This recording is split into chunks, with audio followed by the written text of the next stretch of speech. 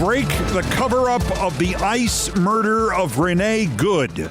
Investigate anyway on the state and county levels. Indict and arrest the ICE shooter Jonathan Ross and the Trump militia members who were with him as accessories. Impeach Homeland Security Chief Kristi Noem, ICE Director Todd Lyons, and Border Czar Tom Homan.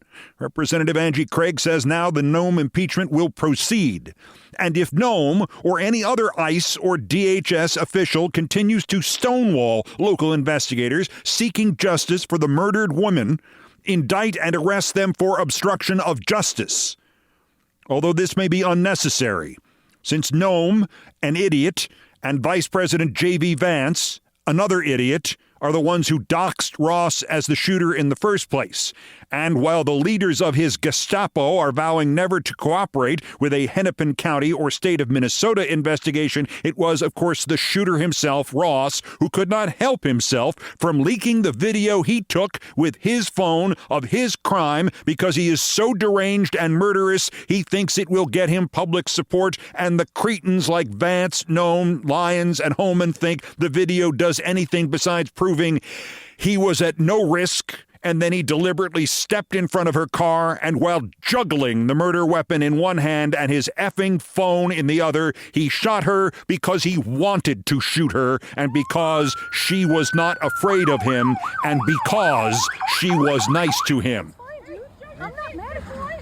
Show your face. I'm not mad at you. That's okay. We don't change our plates every morning, just so you know. It'll be the same plate when you come talk to us later. That's fine. U.S. citizen, former fucking guy. You want to come at us? I say go get yourself some lunch, big boy. Go ahead. Out of the car. Get out of the fucking car. Get out of the car. Oh!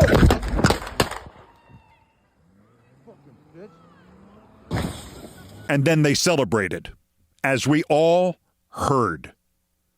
And then 2 days later, other ICE scum threatened other Minnesotans because they have clearly been told they are there to threaten, to terrorize, and to, if they can get away with it, kill for Trump. Shame on you. Listen, have y'all not learned from the past couple of days? Have you not learned? Learned what? What's our lesson here? What do you want us to learn? Following federal agents. Give me my phone. There is no indication that these diseased, sadistic vultures of our society, Trump, Vance, Noem, Homan, Lyons, will even stop escalating this until the rest of us force them to, until we break ICE. Since the tragedy unfolded Wednesday, they have hidden like the terrified video game villains they are. Now they are hiding behind this empty, corrupt demand that we all need to improve the tone. And when they say we, they mean you. And when they say tone, they mean any criticism of them at all. Tom Homan went on Fox and actually added to this bankrupt bromide new threats. Quote, there will be more bloodshed unless we decrease the hateful rhetoric. Translation of this tautology: more civilians will be shot unless innocent Americans stop saying such mean things about the fat, trigger-happy, PTSD-addled criminals threatening and slaughtering Americans exercising their constitutional rights to protest peacefully. Decrease the hateful rhetoric, Holman, you fake tough guy rube idiot. You know a good way to decrease the hateful rhetoric, Baldy? Stop shooting mothers of 5-year-old boys in the face for no reason in broad daylight. The acting ICE chief, this Lyons, may be even worse. He is daring Minnesota to enforce its laws. Quote, my message to the sheriff is, try and arrest my folks. Let's see what happens, unquote. Mr. Lyons, shove it up your ass. Shove it up your ass. You want to play the let's see what happens game? Governor Walz has already activated the National Guard, and Minnesota's citizens have shown the kind of restraint never exceeded in American history. Get the indictments. Get one for Noem and one for Lyons and one for Homan and one for Ross and one for all the government-issued Nazis who were on Portland Avenue that terrible day, and have the sheriff's officers serve them with the Minnesota National Guard standing behind them, weapons drawn. And then, Mr. Lyons, let's see what happens. We know what will happen. Your excuses for men will flee. This, however, is a reminder that the battle here has to be the state of Minnesota in this case, versus the Trump dictatorship that has now lost any remaining moral authority to continue to rule this country. The state of Minnesota or the state of Illinois or the state of California must act, especially since ICE has already gone rogue, gone extra legal, crossed the Rubicon past which ICE will not obey the law. And ICE will not stop targeting innocent Americans. And ICE and its Trump masters will not back the blue. They are the criminals. And with the stakes this high and the tinderbox this dry, the state and not the citizens must act here. The state must act against the ICE murderers. The state must act against the ICE terrorists. The state must act against the ICE superstructure that is now covering up this and other ICE crimes. Noem, a virus with Botox, secretly signed an order denying access to ICE facilities for members of Congress, even though this order overrides federal law. 3 Minnesota representatives tried to see an ICE terror prison without knowing of Noem's criminal act, and they were confronted, according to one of them, by about 25 menacing armed officers. It is possible, with the courts rigged and the propaganda machine on full blast and Trump literally facing the dictator's choice of staying in power or dying in prison, it is possible that these forces of evil will delay the prosecution of Jonathan Ross and Noem and the others. The state and the county, though, are prepared for this exact scenario. Minnesota Attorney General Keith Ellison reminds us there are no statutes of limitation on these crimes. Mr. Ross, Ms. Noem, Mr. Homan, the Lord's judgment cometh, and right soon. You will go to prison. And there is, for once behind the scenes, some doubt inside the Trump evil factory. An anonymous Trump administration member to Politico, quote, "I don't know how we recover from this. This is highly problematic and not a good look and not something our government should be remotely engaged in. For a Trumpist, this is about as emotional a mea culpa as it can get."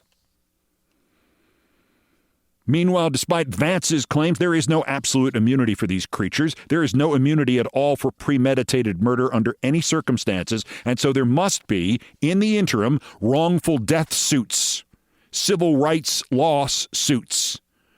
Mr. Ross must spend every remaining day he is free talking to lawyers. And Noem as well, and Homan, and every functionary in this corrupt, sadistic, murderous gang. There is one more government action to be taken now. The House voted Thursday to keep this government funded past January 30th, when the continuing resolution expires. Now, the Senate must act, and frankly, the Senate must shut the goddamn government down. Period. Shut it down. Not a dime until Trump is hamstrung on Venezuela and Greenland and Iran and his dreams of invading the Nobel Prize Committee headquarters. And more importantly at the moment, not a dime until ICE is neutered. We need border control. We need immigration enforcement. We do not need paramilitary, unvetted, bloodlusting monsters murdering people, then swearing at them and keeping doctors from attending to them as they bleed to death. You want the money, Republicans? Trade.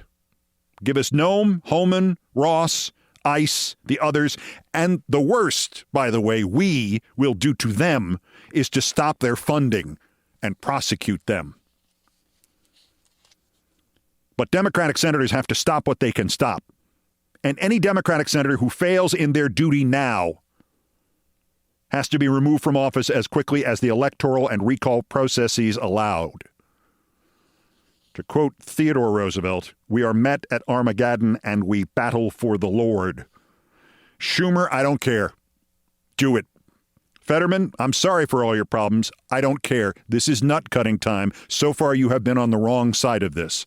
History will not judge you well if it bothers to judge you at all. And incidentally, the public right now, even before this happened in Minnesota, is behind stopping ICE. From poll analyst Elliot Morris, quote, "ICE's approval rating has collapsed since Trump took office from plus 16, according to the YouGov Economist polling last February, to minus 14 as of November. In a flash poll, Morris writes, conducted on Wednesday, ICE's job approval came in at 39% approve, 52% disapprove, for a score of minus 13. That's before the last week has played out. And of course, there are other more anecdotal, more visceral ways of measuring public sentiment. The public address announcer of basketball's Minnesota Timberwolves is Jedediah Jones. We're saddened by the tragedy that occurred yesterday in our Minneapolis community in the loss of Renee Nicole Good. Our thoughts are with her family and everyone affected, and our hearts are with our community as we hope for healing and unity during this challenging time. Please join us in a moment of silence.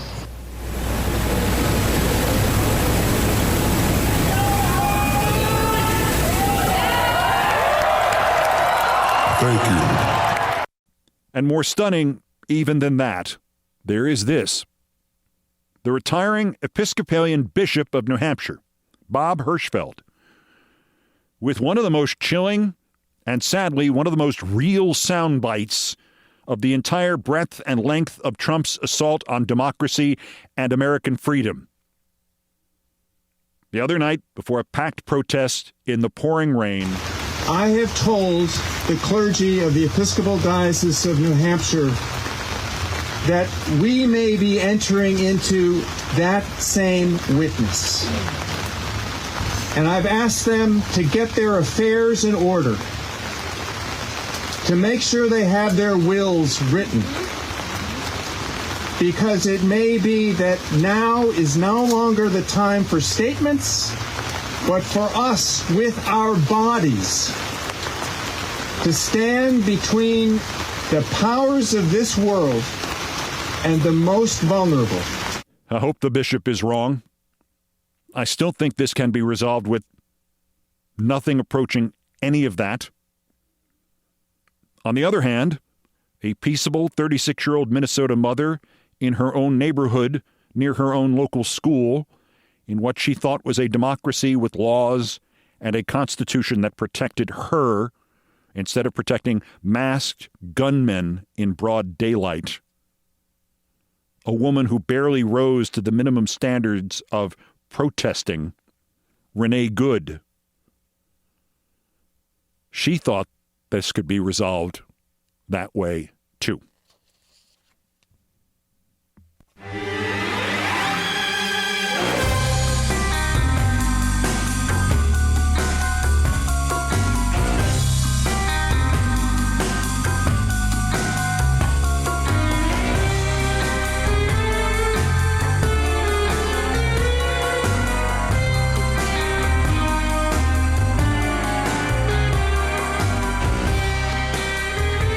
So what is wrong with Noem, Vance, Trump, Homan, Ellis, Ross, these thugs in masks who think they are somehow crusaders, or at minimum think they are somehow not terrorists? It may be the guns. I don't mean the obvious part. I mean, the obvious part is, for decades, with the intensity of this seemingly doubling every minute, large swaths of this nation have believed that shooting people is okay. Since 9/11, the police and the military have been trained that everybody else should be assumed to be a threat, possibly a terrorist, until proven otherwise. And the deliberate twisting of the Second Amendment to keep the weapons industry cash rich is obvious. But that's not what I mean. I mean something even more elemental than that. When I say it may be the guns, I mean literally the gun, the physical fact of the gun, handling a gun, shooting a gun. For the second time in the last 3 years, a study has hit indicating that the simple act of firing a modern gun, a weapon of police and war, does violent damage to the shooter, to their brain. You shoot, you get concussed, or very nearly so. You shoot 100 times, you get concussed 100 times, or very nearly so. From the New York Times, quoting the most recent research. Shooting indoors poses another hazard that has been almost entirely overlooked: concussive blast waves that can damage the brain. Reporters measured the blasts of several popular civilian guns at an indoor range using the same sensors that the military uses. The data showed that some large-caliber civilian rifles delivered a blast wave that exceeds what the military says is safe for the brain. And firing smaller caliber guns repeatedly could quickly add up to potentially harmful exposure. The data also showed that indoor shooting ranges designed to make shooting safe inadvertently make blast exposure worse, doubling and sometimes tripling the amplitude of the blast. The potential for harm, the Times continued, from blast waves gets almost no attention from the shooting public, even though people can experience concussion-like symptoms after a day at the range, said Jeff Balcourt, who is an acoustic consultant for the National Shooting Sports Foundation and a designer of indoor ranges for Balco Defense Company. Quoting him, "It's one of those unspoken things you don't realize that after a whole day of shooting, you have that ringing in your ears and that headache." Ending my reading from the Times. Now imagine that being done as you're living. And this is not new. In November 2023, the New York Times found those same things happening to service members using the military research that they referred to in the more recent piece. Evidence compiled by the military that just firing the modern weapons of war can destroy the brains of those who fired them. Just at a distance, at no practical risk in Syria. I'll quote the Times again. All through their unit, Alpha Battery, 1st Battalion, 11th Marines, troops came home feeling cursed. And the same thing was happening in other Marine and Army artillery units. Hallucinations, visions, sounds, victims appearing as ghosts. An investigation by the New York Times found that many of the troops sent to bombard the Islamic State in 2016 and 2017 returned to the United States plagued by nightmares, panic attacks, depression, and in a few cases, hallucinations. Once reliable Marines turned unpredictable and strange. Some are now homeless. A striking number eventually died by suicide or tried to. The Times went on to detail the training with guns that these personnel had been through, quoting again, "A small number of troops had to fire tens of thousands of high-explosive shells, far more rounds per crew member, experts say, than any American artillery battery had fired at least since the Vietnam War. The cannon blasts were strong enough to hurl a 100-pound round 15 miles, and each unleashed a shock wave that shot through the crew members' bodies, vibrating bone, punching lungs and hearts, and whipping at cruise missile speeds through the most delicate organ of all, the brain." More than a year after Marines started experiencing problems, the Times concluded, the Marine Corps leadership tried to piece together what was happening by ordering a study of one of the hardest-hit units, Fox Battery, 2nd Battalion, 10th Marines.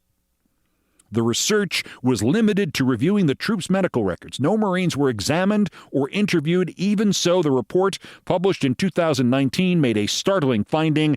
The gun crews were being hurt by their own weapons. End quote. So what happened in Minneapolis?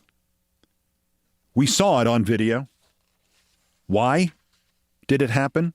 What went wrong with the people who fired those guns? And in every other such event in civilian and in public life in the last umpteen years? Why did it happen? we may have been seeing that too without even realizing it.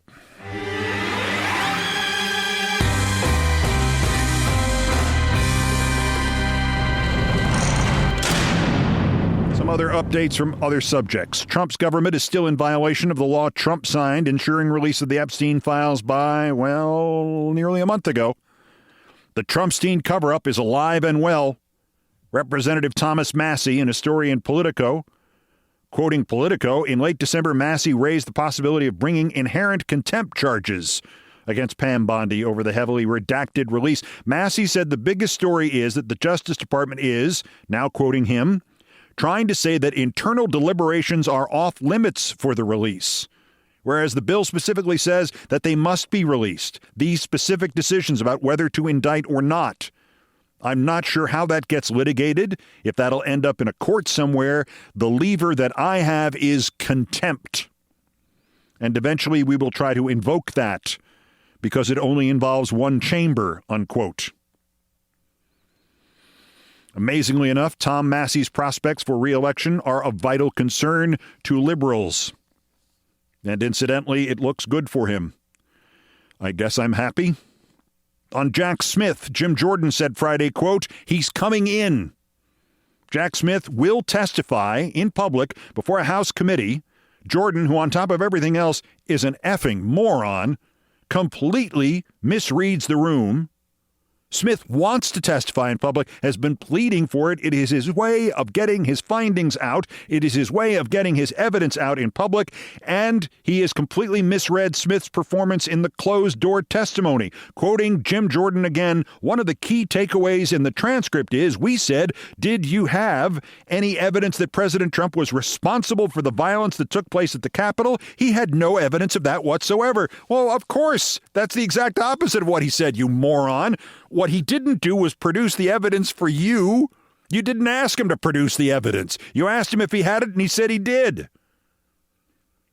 On his own stupidity, Jim Jordan is betting Trump's continued ability to not face any calls for resignation from Republicans, for impeachment by Republicans, because they are about to get an exquisite taste of what those around Richard Nixon got in 1974. My God, if I stay with this guy, I'm losing the midterms.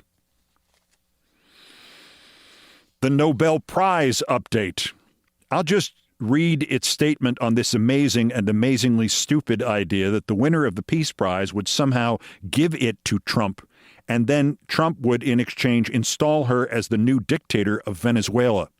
And I'll precede this quote by mentioning that recently at an auction, I bought the Peabody Award that Larry King got in, I believe, 1992.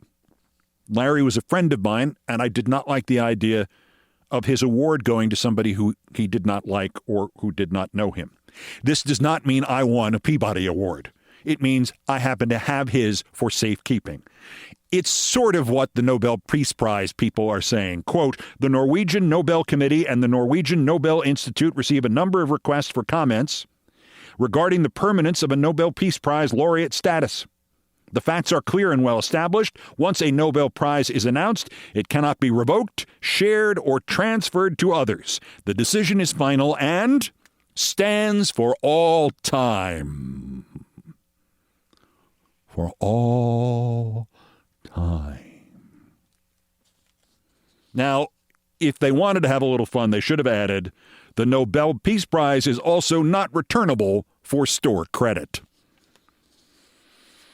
And one more thing, before a second segment on Minnesota and particularly somebody's reaction to Minnesota, you heard Trump and how he wants to slide down one of those ropes from the helicopter like the SEAL Team 6 guys do because his brain is dissolving.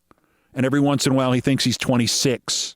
More correctly, he thinks he's 26 and that he could have done that when he was 26. These are great people. These are really brave people. Even coming down those ropes, they're coming down ropes off the helicopter and they run them. I was thinking to myself, I wonder if I could do that. I'm going to have to give it a try sometime. I have only one comment on this bungee dream of Donald John Trump. Please, everybody, tell him. That's a great idea. Also of interest here, incredibly enough, there is at least one public figure pretending to be a Democrat, taking himself seriously as a presidential candidate, even if nobody else is, defending the killing of Renee Good in Minneapolis. Defending shooting this woman on the streets of Minneapolis. That public figure is Stephen A. Smith. And I'm sorry, on behalf of a lot of the people who built ESPN, and even the latecomers like me, ESPN now has to fire him. Fire Stephen A. Smith now. I guess I should have said spoiler alert regarding worse persons, but that's next. This is Countdown. This is Countdown with Keith Olbermann.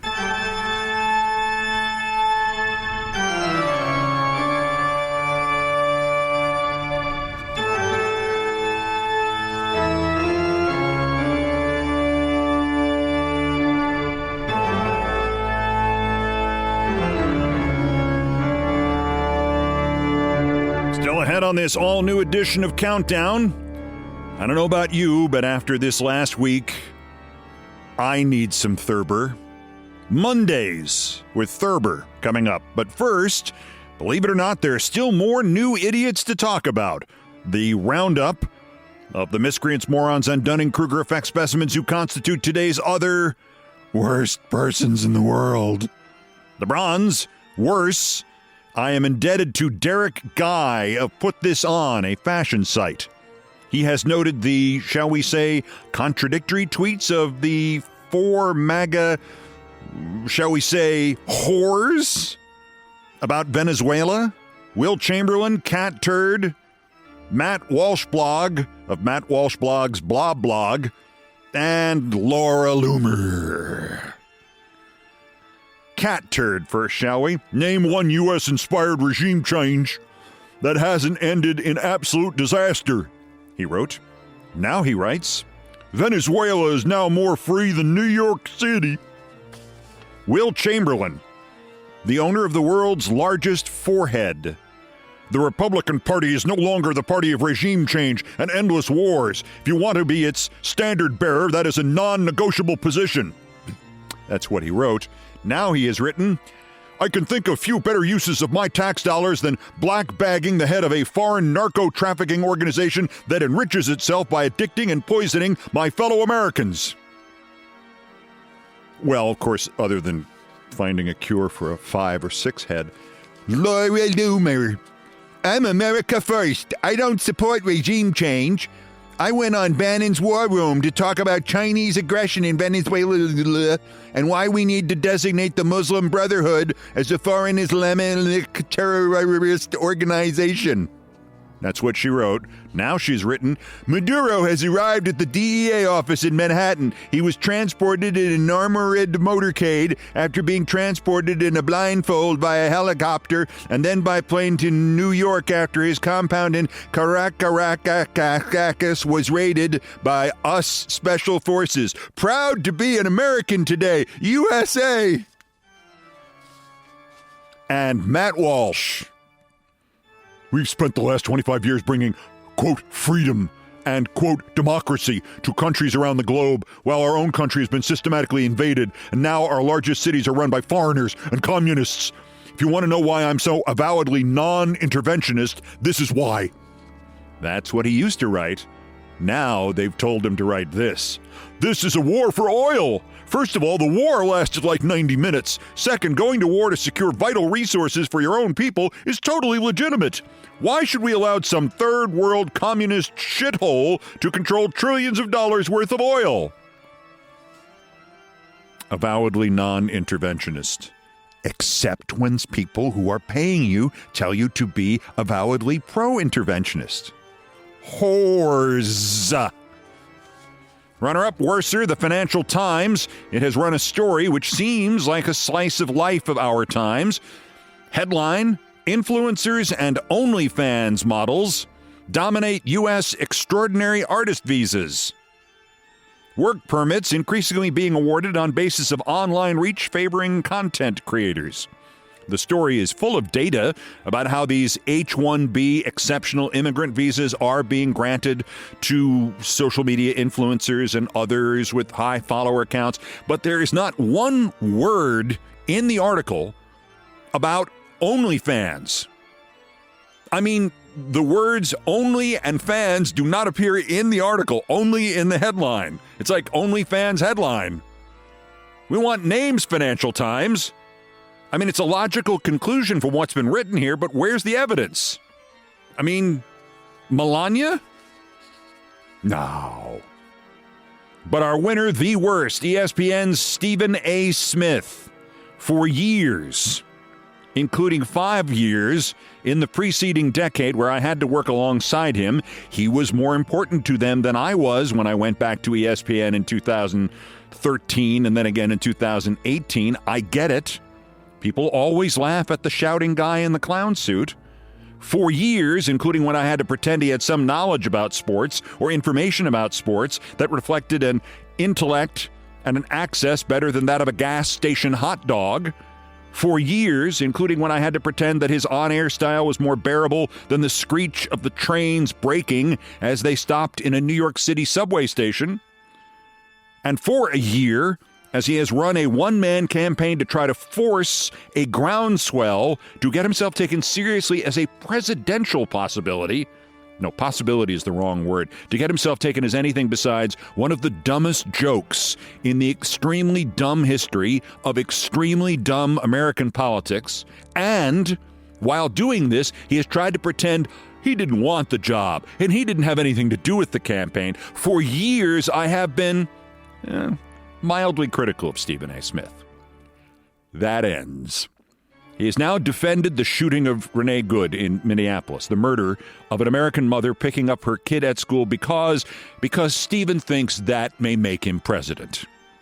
Without realizing, apparently, that the only people that barbaric, inhuman point of view can appeal to are the same people who think Stephen A. Smith is a DEI hire and he should not be on ESPN or television.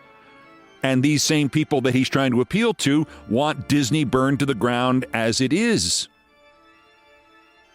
It's the Tony DeCopel story, only involving somebody who actually has viewers. You are appealing to the people who want to see your career end. But that's his problem. Now, with this Rubicon that he's passed, Rubicon, Google it, Steve. I speak on behalf of a lot of us who helped establish that place, ESPN, including those who, unlike me, actually did build it. They were actually there on day 1 or year 5 or year 10. They didn't just come in on the second wave of growth like I did in the 90s. We're talking about the originals. But all of us, originals and second wave old-timers, have discussed this, and I'm sorry, even I believe that there's never been any room for overlapping partisan politics and sports coverage on ESPN, and I never did it there, and I vowed to never do it there, and I never did it there. Not once. Well, not when I worked for them. And now they are letting him go on a satellite radio show and not only constantly talk politics, and he knows less somehow about politics than he knows about sports, so he's in negative numbers on politics, and spout fascism. And spout murdering American civilians for the sake of Trump's war against people of color and the murdering of American citizens on the street by the Trump Gestapo. They let him go on a satellite radio show and spout fascism. Stephen A. Smith is urinating on the ESPN brand because, who knows, maybe he actually believes this. It'd be the first time Stephen A. Smith has actually believed in anything other than his own paycheck. But hey, could happen. Everybody has a loyalty somewhere, especially if there's money attached to it. But to Jimmy Pitaro, the president of ESPN, and to Bob Iger, the head of Disney, who I have known since 1979, you have to stop this. You have to stop him.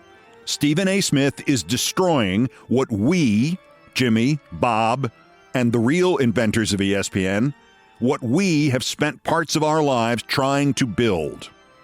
It is still one of the great brand names in America. But if Stephen A. Smith will not drop the political show, you have to drop him. Bob, Jimmy, you have to fire him. You have to fire Stephen A. Smith right now because he is on a path that ends with him destroying ESPN irrevocably. And if you don't think this is wrong somehow, just think about the money. Stephen A. Smith, and I'm sorry, I have to go there now and henceforth, Stephen A. Shit, today's worst person in the world.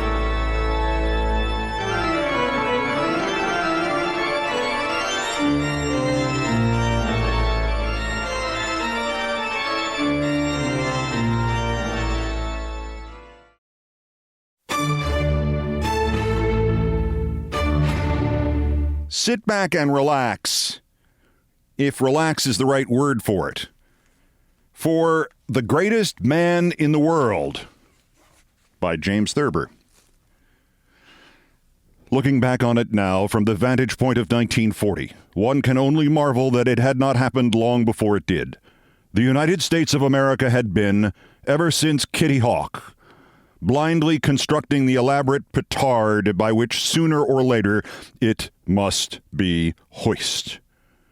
It was inevitable that someday there would come roaring out of the skies a national hero of insufficient intelligence, background, and character successfully to endure the mounting orgies of glory prepared for aviators who stayed up for a long time or flew a great distance.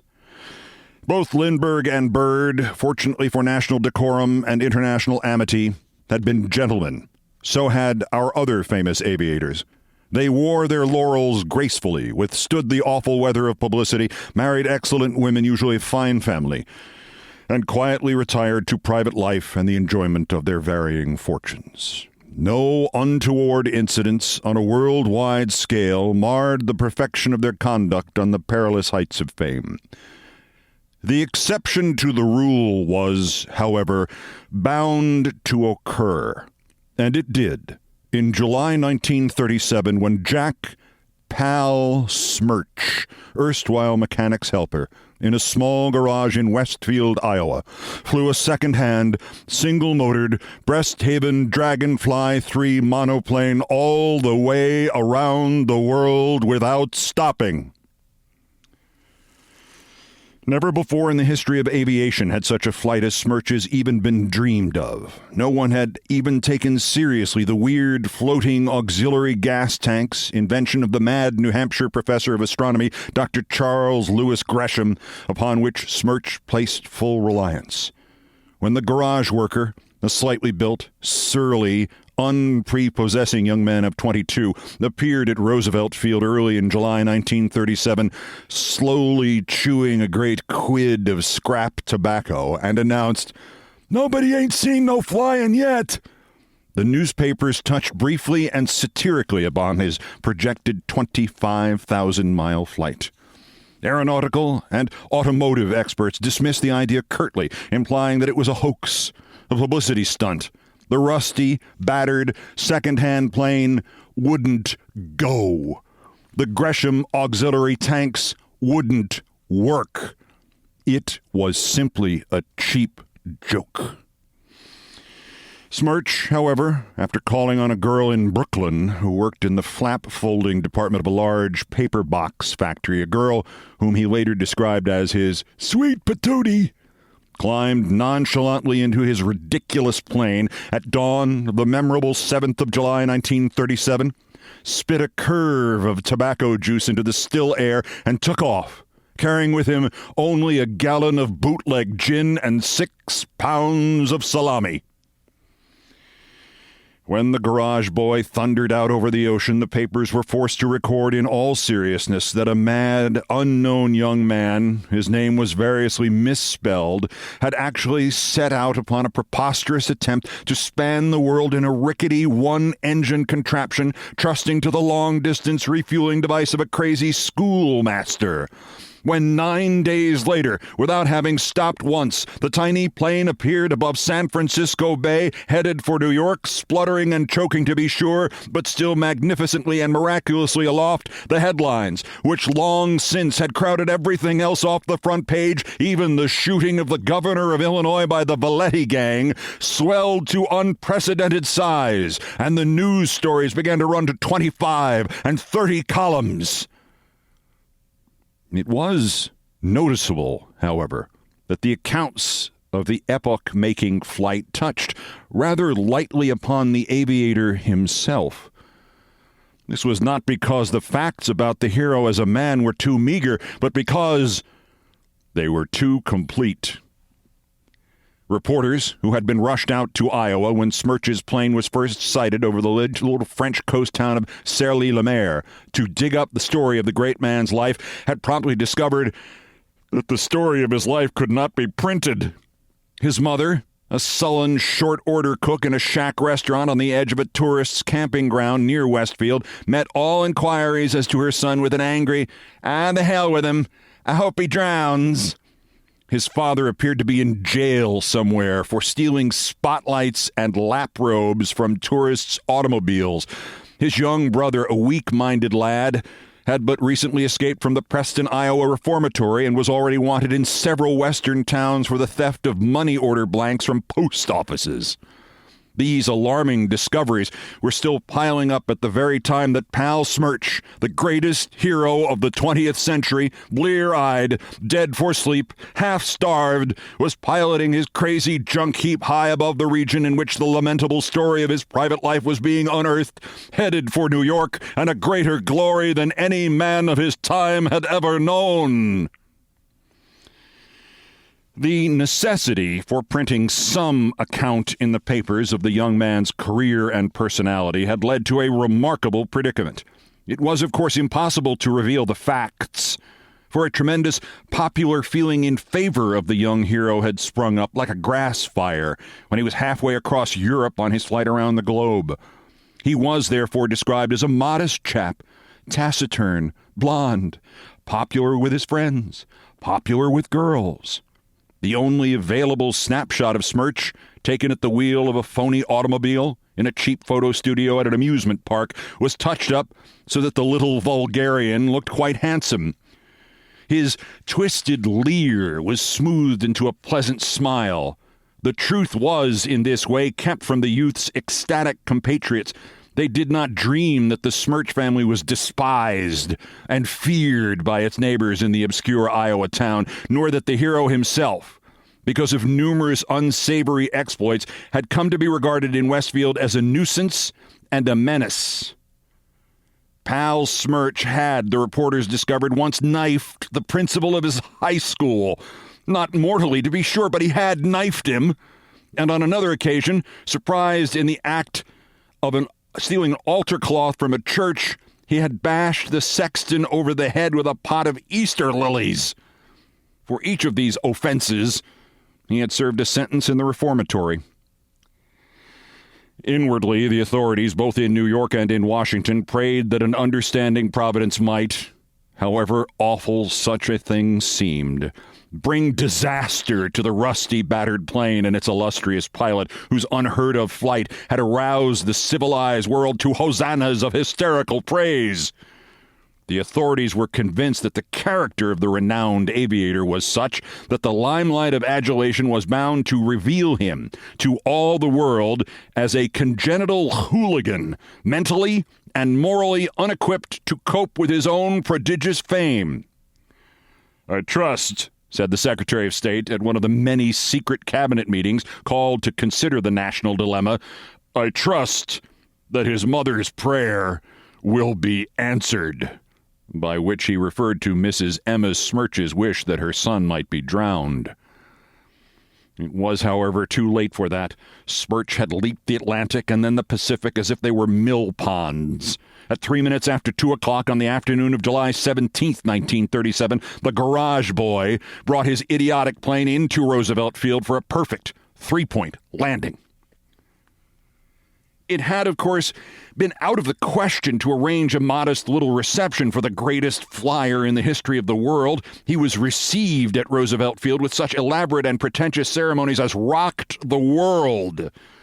Fortunately, however, the worn and spent hero promptly swooned, had to be removed bodily from his plane, and was spirited from the field without having opened his mouth once. Thus, he did not jeopardize the dignity of his first reception, a reception illumined by the presence of the Secretaries of War and the Navy, Mayor Michael J. Moriarty of New York, the Premier of Canada, Governors Fenneman, Groves, McFeely, and Critchfield, and a brilliant array of European diplomats.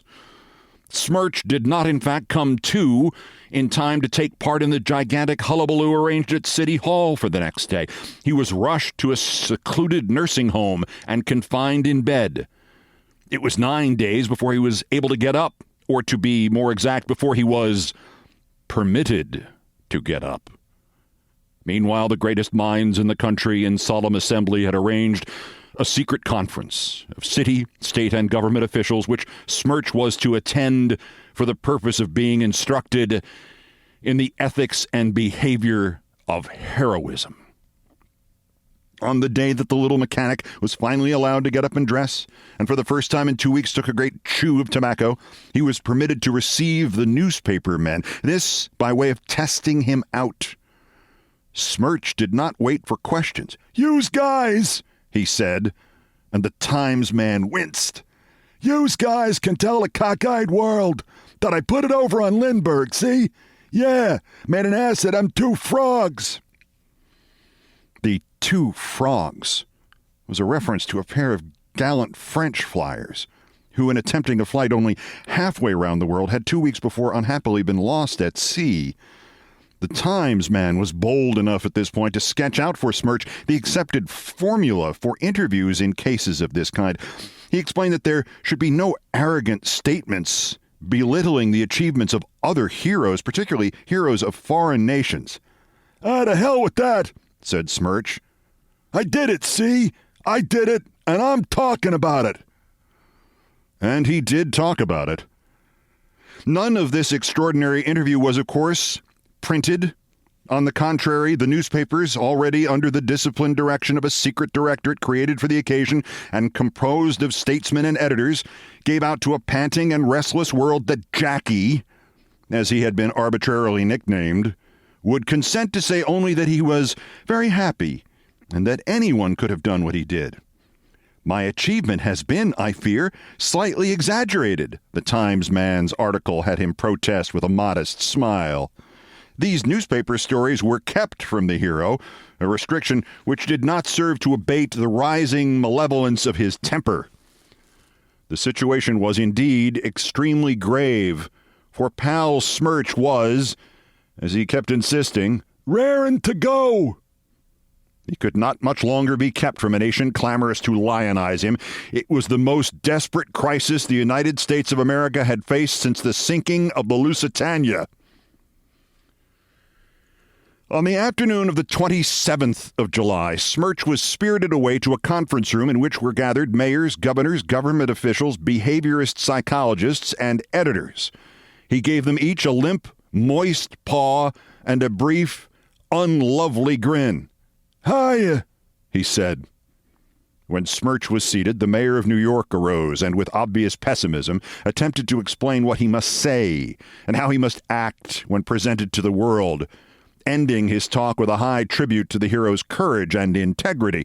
The mayor was followed by Governor Fenneman of New York, who, after a touching declaration of faith, introduced Cameron Spottiswoode, second secretary of the American Embassy in Paris, the gentleman selected to coach Smirch in the amenities of public ceremonies. Sitting in a chair with a soiled yellow tie in his hand and his shirt open at the throat, unshaved, smoking a rolled cigarette, Jack Smirch listened with a leer on his lips. I get you, he cut in nastily. "You want me to act like a softy, huh? You want me to act like that mebbity baby face Lindbergh, huh? Well, nuts to that, see?" Everyone took in his breath sharply. It was a sigh and a hiss.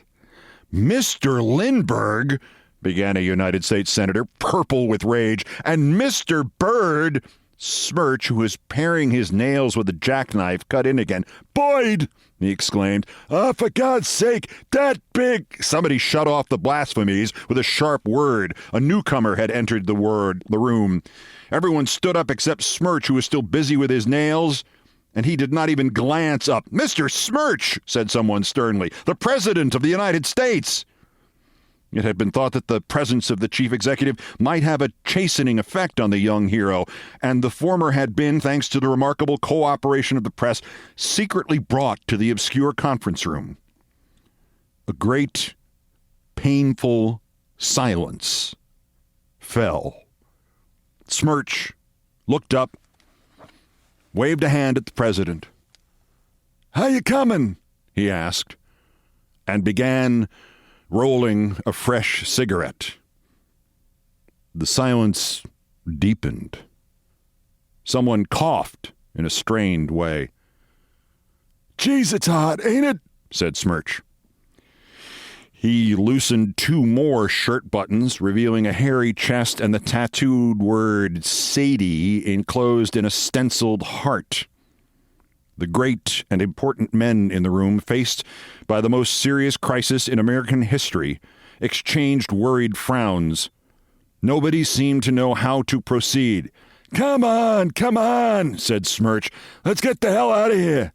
When do I start cutting in on the parties, huh? And when is there gonna be this in it? He rubbed a thumb and forefinger together meaningly. Money? Exclaimed a state senator, shocked, pale. Yeah, money, said Pal, flipping his cigarette out of the window. And big money. He began rolling a fresh cigarette. Big money, he repeated, frowning over the rice paper. He tilted back in his chair and leered at each gentleman separately. The leer of an animal that knows its power. The leer of a leopard loose in a bird and dog shop. Ah, for God's sake, let's get someplace where it's cooler, he said. I've been cooped up plenty for 3 weeks. Smirch stood up and walked over to an open window, where he stood staring down into the street 9 floors below. The faint shouting of newsboys floated up to him. He made out his name. Hot dog, he cried, grinning, ecstatic. He leaned out over the sill. You tell 'em, babies, he shouted down. Hot diggity dog! In the tense little knot of men standing behind him, a quick, mad impulse flared up. An unspoken word of appeal, of command, seemed to ring through the room, yet it was deadly silent. Charles K. L. Brand, secretary to the mayor of New York City, happened to be standing nearest Smirch. He looked inquiringly at the President of the United States. The President, pale, grim, nodded shortly. Brand, a tall, powerfully built man, once a tackle at Rutgers University, stepped forward, seized the greatest man in the world by his left shoulder and the seat of his pants, and pushed him out the window. My God, he's fallen out the window! Cried a quick-witted editor. Get me out of here, cried the president. Several men sprang to his side, and he was hurriedly escorted out of a door toward a side entrance of the building. The editor of the Associated Press took charge, being used to such things. Crisply, he ordered certain men to leave, others to stay. Quickly, he outlined a story which all the papers were to agree on, sent 2 men to the street to handle that end of the tragedy, commanded a senator to sob, and 2 congressmen to go to pieces nervously. In a word, he skillfully set the stage for the gigantic task that was to follow, the task of breaking to a grief-stricken world the sad story of the untimely, accidental death of its most illustrious and spectacular figure. The funeral was, as you know, the most elaborate, the finest, the solemnest, and the saddest ever held in the United States of America. The monument in Arlington Cemetery, with its clean white shaft of marble and the simple device of a tiny plane carved on its base, is a place for pilgrims in deep reverence to visit. The nations of the world paid lofty tributes to little Jackie Smirch, America's greatest hero. At a given hour, there were 2 minutes of silence throughout the nation. Even the inhabitants of the small, bewildered town of Westfield, Iowa, observed this touching ceremony. Agents of the Department of Justice saw to that. One of them was especially assigned to stand grimly in the doorway of a little shack restaurant on the edge of the tourists' camping ground just outside the town. There, under his stern scrutiny, Mrs. Emma Smirch bowed her head over 2 hamburger steaks sizzling on her grill, bowed her head and turned away so that the Secret Service man could not see the twisted, strangely familiar leer on her lips.